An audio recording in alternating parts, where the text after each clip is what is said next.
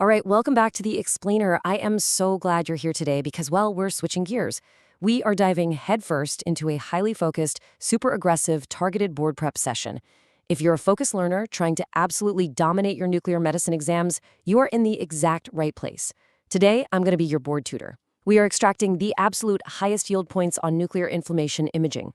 No fluff, no filler, just the cold hard facts, mechanisms, and patterns you literally need to know. Let's just dive right into the structure for today. First up, high-yield tracers. Then we'll build a structured study guide, expose some really sneaky exam traps, and finally finish off with a 15-question rapid-fire gauntlet. Okay, phase 1, core tracers and high-yield associations. Here is where we build that foundational pattern recognition you need to crush the boards. Now, what's really interesting here is this classic board showdown. You have to choose the right radio-labeled white blood cell for the job. So you're going to want indium-111 for the abdomen and pelvis. Why? Because it doesn't have any normal bowel uptake. That means if you see a hot spot in the belly, it's real pathology. But you've got to switch to technetium-99m HMPAO for pediatric patients. It gives a lower radiation dose and has optimal photon energy. You're also going to use HMPOA for the appendicular skeleton, the arms and legs, because honestly, early on, bowel activity doesn't matter for an ankle infection, right?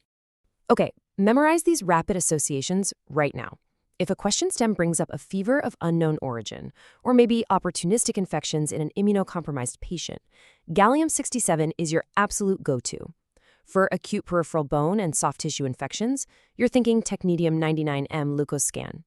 And here's a huge one, seriously. If you see suspected spinal osteomyelitis, immediately, and I mean immediately, rule out white blood cell scans. You want to look for F18-FDG or gallium as the best next step. White blood cell scans are just notoriously terrible for the spine. Now, the test makers, they absolutely love to go after the sequence and the mechanics of leukocyte labeling. It goes like this. You draw the blood, you isolate the white cells, label them, and then you must re-inject them into the patient as soon as possible. We're talking typically within 1 to 2 hours. Why the rush? Well, white blood cells die quickly, and handling them too much just damages them. Also, keep this specific mechanism in your back pocket. Indium-111 oxine actually enters the white blood cell via passive diffusion before it dissociates and locks right into the cytoplasm. Examiners just love testing that exact fact. Moving right along to phase 2, our Ant Mini structured study guide. Let's see how all of this builds into those classic visual presentations you are absolutely going to see on test day. And man, this brilliantly illustrates exactly why we love indium-111 for the belly. Take a look at that stark, super obvious focal white blood cell accumulation right down in the lower anterior abdomen. That, my friends, is an abscess. But notice what you don't see here. You don't see a bunch of messy, normal bowel activity getting in the way and confusing things. It correlates perfectly with the CT scan. If this were, say, HMPO delayed imaging, the normal bowel excretion would completely cover up that abscess. All right, here are 2 more absolute classic Ant Mini presentations. On the left, if you get a vignette talking about an elderly diabetic patient with a severe Pseudomonas ear infection, boom, you are looking at malignant external otitis extending right into the petrous bone. The FDG PET scan shows this incredible metabolic activity right at the external auditory canal. Then, on the right, we have the classic lambda or panda sign equivalent on an FDG PET for sarcoidosis. Just look at that intense bilateral hilar and mediastinal lymph node uptake. Honestly, just burn these patterns into your brain right now. Okay, welcome to phase 3, avoiding common exam traps. The crucial point here is pure survival. The examiners are actively setting traps for you, and we're gonna disarm them. Trap number 1. Let's say the vignette casually mentions the patient has been on IV antibiotics for the past couple of weeks, and then they ask you to interpret a totally normal-looking indium-111 WBC scan. Beware, recent antibiotic administration can actually suppress the infectious response just enough to give you a false negative scan, so always check that patient's medication history in the prompt. Moving to trap number 2, the altered biodistribution trap. So gallium-67 acts a whole lot like iron in the body.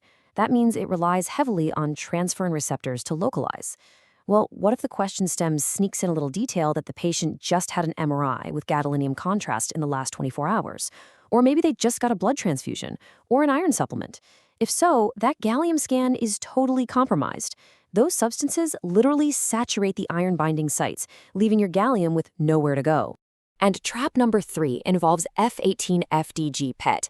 Please do not fall for the FDG scan if the patient is pumped full of steroids for a systemic vasculitis, like giant cell arteritis. Steroids knock out the inflammation, which gives you a false negative. Also, keep in mind that FDG is literally a glucose analog. If a patient has uncontrolled high blood glucose, all that natural glucose is going to compete with your radiotracer, and that is going to severely lower your scan sensitivity. All right, phase 4, rapid fire board questions. It is time to test your retention. I'm going to hit you with a 15-question gauntlet right now. Try to answer them in your head before I give it away. Let's do this. Let's rapidly fire through our core tracers. Number 1, best tracer for an abdominal abscess? That's indium 111WBC. Number 2, best tracer for pediatric appendicular osteomyelitis? Technetium 99M HMPO.